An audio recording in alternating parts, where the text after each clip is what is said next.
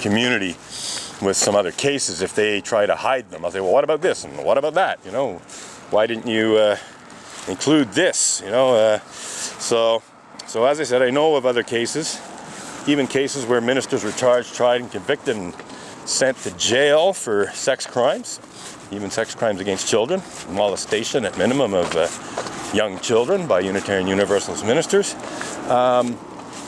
So that's it, you know.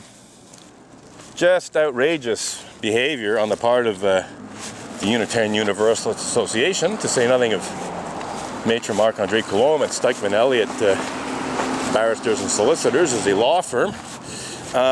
And you know, I'm still waiting for them to formally withdraw the accusation. Still waiting for them to apologize for making it in a very public way. They haven't apologized in any way whatsoever so far. And still waiting for them to disclose the truth about all of the cases of pedophilia and rape that they know about, because they do know about other cases. So that's that. This is our way of, or one of our ways of participating in 16 days of activism against violence against women, because as I said, you know, most of the cases of sexual abuse, sexual misconduct committed by Unitarian Universalist ministers are against women. I'm sure there's more male victims than I'm aware of. I'm sure the UUA probably tries to keep that hidden even more so than the sexual abuse of women for various reasons. But nevertheless, in terms of violence against women, you know, basically teenagers have been raped by Unitarian Universalist ministers. And you know, young girls, preteen girls have been raped by Richard Buell. And there have been, as I said, cases of Unitarian Universalist ministers sexually molesting young children as well. That, as I said, these are not well publicized cases. In fact, few of the cases were well publicized. You know, I mean, the Reverend Mac Wallace Mitchell case did end up in some local newspapers. You know, the Richard Buell case ended up in the Norwell Mariner newspaper, which no longer exists. And, you know, in fact, in the case of Richard Buell, the newspaper reports that were available online, you know, back in 2006, 2007, and so on, they're no longer online. They've been memory holed one way or another, you know. Now, it's possible it's just because the newspaper went out of business and the website went down, whatever. But I did hear an interesting story, and I think it's reliable. Apparently, a well-heeled Unitarian Universalist bought up a lot of local newspapers on the East Coast of USA. So basically, you know, rich Unitarian Universalist bought a bunch of local papers. And so I have to wonder, like, is it possible that this rich Unitarian Universalist bought up papers so he could control the content? Basically, not only keep bad news about Unitarian Universalists out of the papers, but even get rid of old articles, you know, at least online.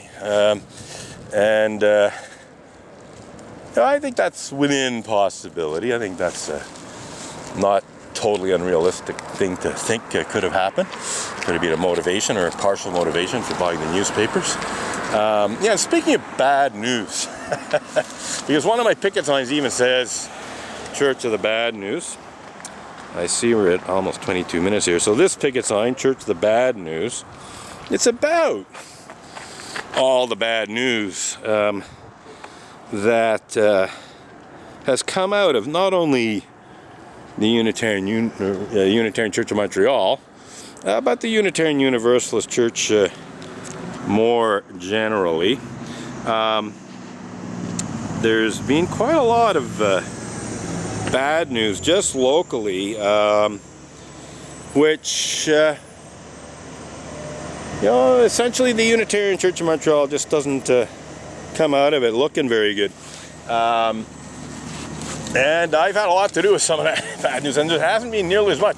I mean, if I had my way in terms of having the local media report on the issues, there'd be even more bad news. The Unitarian Church of Montreal has tried quite hard to either keep it out of the news if possible, or at least control the narrative if they can't keep it out of the news. Like sometimes even want it. Like sometimes they want articles that they sort of have control over the narrative.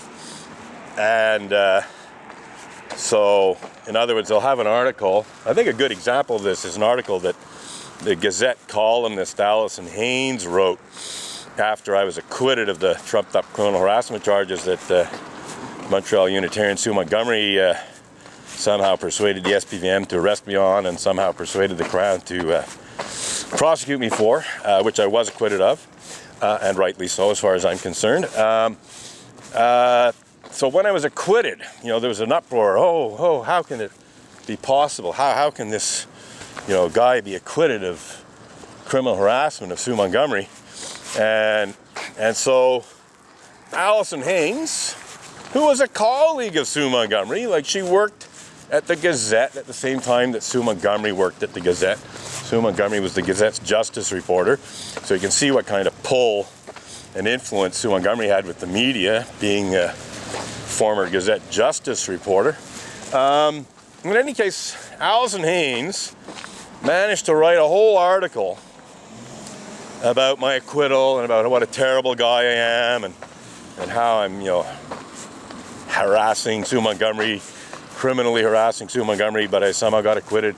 And in the whole article, which also spoke a lot about the Reverend Diane Roller, the minister of the Unitarian Church of Montreal, portraying her as a victim, the whole article makes zero mention of the fact that I'm protesting against clergy abuse that includes pedophilia and rape.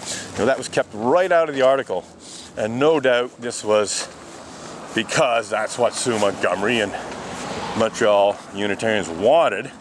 And Allison Haynes was well positioned to know what my protest was about, because I'd even directly communicated with her in the past about the protest. I actually was trying to get her to report on the issues, back, some years earlier. So I would send a tweet or two her way, might have even sent her an email or once or twice, but certainly sent some tweets, making it clear to her that there were serious issues in terms of the cover-up and denial of clergy abuse, especially the false accusation of blasphemous libel. So she knew about that, and yet not the slightest hint of this in her article about my acquittal from the criminal harassment charges. So definitely bad news in every sense, basically fake news, disinformation, misinformation, essentially portraying Reverend Diane Roller, Sue Montgomery, to say nothing of other Montreal Unitarians, as victims of this dangerous harasser, when all I'm doing really is just blowing the whistle on clergy abuse and some other injustices and abuses. We'll stick to the clergy sex abuse today, as I said, because of it being within the 16 days of activism. On that point, I'm just going to check my camera because I know it's getting towards the end of the recording time. Yeah, we got a few minutes left. So on the point of it being 16 days of activism against violence against women, beginning on the 25th of November, if I'm not mistaken, possibly the 24th, but I think it started on the 25th. That will mean that the 6th of December will fall within the 16 days of activism. And in Montreal, the 6th of December is a day dedicated again to denouncing violence against women, because on December 6th, some years ago, one Marc Lepine entered the Polytechnique engineering school and shot to death some female students there, basically a mass murder. And so every December 6th there's a commemoration of this mass murder of women. So that will fall within the 16 days of activism, and I think I'll have a thing or two to say on that day, because on December 6th of 2012, basically 6 months after I'd been falsely accused of blasphemous libel by the UUA's Canadian attorney, I was at a vigil protesting against violence against women outside the Palais de Justice in Montreal. I was in the area, I just happened to come across it, and I didn't know what it was right away. I just saw this protest outside the Palais de Justice, so I decided to check it out, and it turned out to be a vigil denouncing violence against women outside the Palais de Justice in Montreal. So I started documenting this, photos and video, and then at a certain point I noticed Sue Montgomery was there, and she was obviously covering the event for the Gazette. And I thought, well, here's a perfect opportunity to ask Sue Montgomery to report on the false accusation of blasphemous libel that sought to cover up pedophilia and rape committed by Unitarian Universalist ministers. So, since I had my camera, I decided I would record my interaction with Sue Montgomery to see how she responded, because she had always brushed off my request to report on the justice issues. And so I recorded the conversation. I just had the camera hanging off my strap off my shoulder, so you don't really see much. You just see that she's standing next to me. And she was very, how can I put it?